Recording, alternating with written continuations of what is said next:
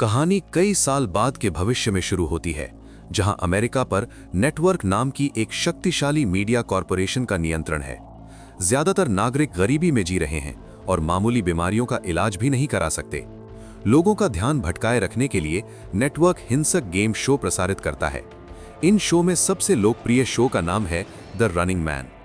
इस खेल में प्रतियोगियों को 30 दिन तक जिंदा रहना होता है, जबकि पेशेवर शिकारी उनका पीछा करते हैं। जो कोई भी पूरे 30 दिन जीवित रहता है, उसे $1 बिलियन का इनाम देने का वादा किया जाता है। हालांकि आज तक कोई भी प्रतियोगी अंत तक नहीं पहुंच पाया है। फिर हमारी मुलाकात बेन नाम के एक आदमी से होती है। उसने हाल ही में अपनी नौकरी खो दी है। उसने मजदूर यूनियन के गठन का समर्थन किया था, जिसके कारण उसे ब्लैकलिस्ट कर दिया गया। अब कोई भी कंपनी उसे नौकरी देने को तैयार नहीं है। बेन की छोटी बेटी कैथी बीमार है और उसे उसकी दवाइयों के लिए पैसों की सख्त जरूरत है। घर पर उसकी पत्नी शीला देर से लौटती है।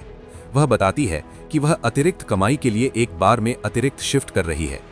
बेन इस बात से असहज है, क्योंकि उसने उस जगह के आसपास संदिग्ध लोगों को देखा है।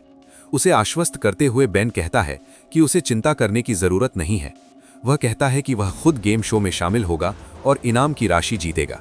शीला इसका कड़ा विरोध करती है, क्योंकि वह जानती है कि प्रतियोगी अक्सर बुरी तरह घायल हो जाते हैं या मारे जाते हैं। बेन वादा करता है कि उसके साथ कुछ नहीं होगा और कहता है कि वह सबसे सुरक्षित शो चुनेगा। बेन अपने गरीब मोहल्ले से निकलकर अमीर इलाके के सुरक्षित प्रवेश द्वार पर पहुंचता है। वह गार्ड से कहता है कि वह नेटवर्क के एक कार्यक्रम के लिए आया है और वे उसे अंदर जाने देते हैं। स्टेशन पर निराश लोगों की लंबी लाइन चयन के इंतजार में खड़ी है। अचानक एक बुजुर्ग व्यक्ति की हालत बेहद खराब हो जाती है। अपनी स्थिति के बावजूद वह आगे बढ़ने पर अड़ा रहता है, क्योंकि उसे पैसों की जरूरत है। जब वह गिर जाता है तो बेन उसे संभालता है और मदद के लिए पुकारता है।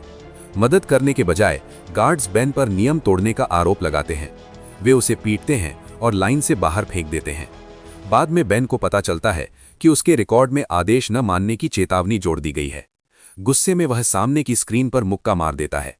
इसके बाद उसे एक ट्रैकिंग ब्रेसलेट दिया जाता है और लिफ्ट नंबर 6 में भेज दिया जाता है।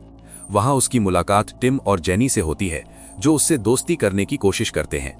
चयनित प्रतिभागियों को यूनिफॉर्म दी जाती है और उन्हें शारीरिक चुनौतियों से गुजारा जाता है।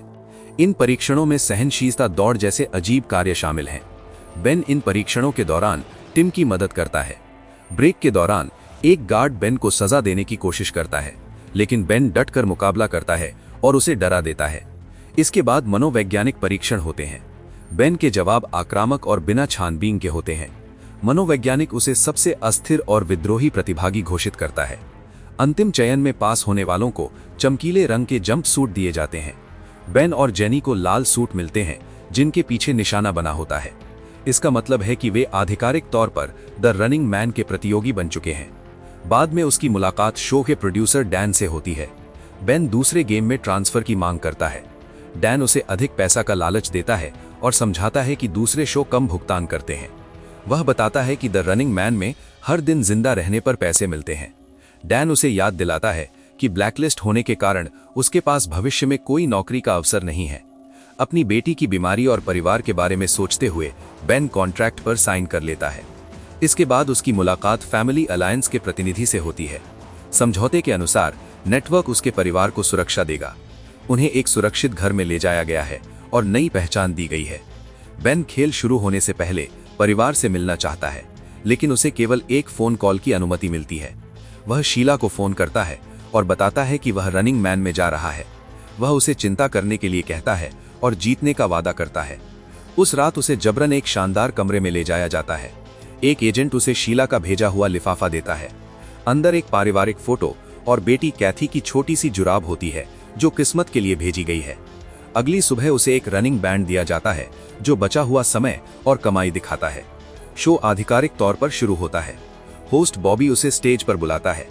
बॉबी झूठ बोलता है कि बेन नेशनल सिक्योरिटी में काम करता था और उसने राज्य के रहस्य बेचे थे।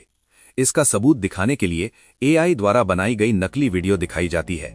बेन भीड़ से विनती करता है कि वे इस पर विश्वास न करें, लेकिन बॉबी उसे अनदेखा कर देता है। बाहरी दुनिया को यह शो खतरनाक अपराधियों की सजा के रूप में दिखाया जाता है। लोगों को नहीं पता कि ये प्रतियोगी अपने परिवार के लिए जान जोखिम में डालने वाले मजबूर नागरिक हैं। दर्शकों को खिलाड़ी का लोकेशन बताने पर इनाम भी मिलता है। जब बॉबी बेन से अंतिम शब्द पूछता है तो बेन गुस्से में होस्ट और भीड़ का अपमान करता है। वह घोषणा करता है कि वह बचेगा और पूरे सिस्टम को जला देगा। सभी प्रतियोगियों को 12 घंटे की बढ़त दी जाती है। उन्हें हर दिन कम से कम 10 मिनट का वीडियो रिकॉर्ड कर जमा करना होता है। अगर वे ऐसा नहीं करते तो भुगतान बंद हो जाएगा, लेकिन शिकार जारी रहेगा। बेन टैक्सी में बैठता है। ड्राइवर उसे पहचान लेता है और फोटो मांगता है।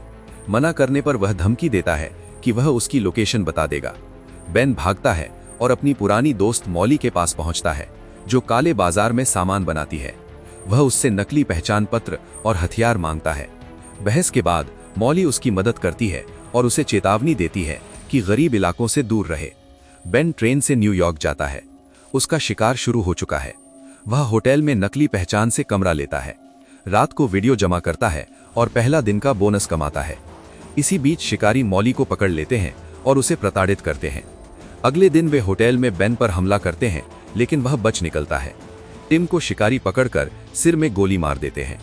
बेन शहर बदलता है, भेष बदलता है, चालाकी से भागता है।